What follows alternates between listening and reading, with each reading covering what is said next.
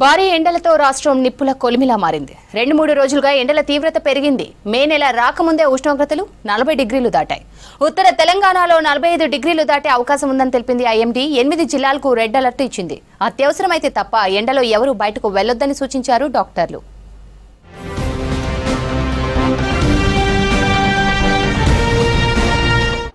రాష్ట్రంలో ఎండల తీవ్రత పెరిగింది. ఉదయం 9 గంటల నుంచి ఎండలు దంచికొడుతున్నాయి. మరో 2 రోజులు భారీ ఉష్ణోగ్రతలు నమోదవుతాయని తెలిపారు వాతావరణ శాఖ అధికారులు. ఉత్తర తెలంగాణ జిల్లాలకు రెడ్ అలర్ట్ ఇచ్చింది ఐఎండీ. ఆదిలాబాద్, ఆసిఫాబాద్, నిర్మల్, నిజామాబాద్, జగిత్యాల, మంచిర్యాల, సిరిసిల్ల, పెద్దపల్లి జిల్లాలకు అలర్ట్ జారీ చేసింది. రెడ్ అలర్ట్ ఉన్న జిల్లాల్లో 45 డిగ్రీల కంటే ఎక్కువ నమోదవుతాయని, వడగాల్పులు వీస్తాయని చెప్పారు అధికారులు. అలాగే హైదరాబాద్, రంగారెడ్డి మినహా అన్ని జిల్లాలకు ఆరెంజ్ అలర్ట్ ఇచ్చారు. రాష్ట్రంలో కనుక చూసుకున్నట్లయితే గత 2 రోజులుగా కూడా ఉష్ణ తీవ్రత అనేది క్రమేపీ పెరుగుతుందని చెప్పొచ్చు.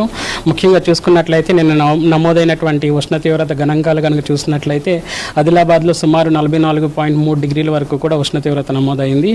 అలాగే చూసుకున్నట్లయితే నిజామాబాద్లో కూడా 44 డిగ్రీలు, ఇంకా మినహా రాష్ట్రం అంతటా కూడా ఆల్మోస్ట్ మనకి 40 డిగ్రీల వరకు కూడా ఈ యొక్క ఉష్ణ తీవ్రత అనేది నమోదైంది. సిటీలో కూడా చూసుకున్నట్లయితే 39.3 డిగ్రీల వరకు కూడా ఉష్ణ తీవ్రత అనేది నమోదైంది.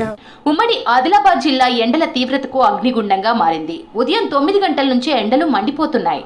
అధిక ఉష్ణోగ్రతలు నమోదవుతుండటంతో బయటకు వచ్చేందుకు భయపడుతున్నారు జనం.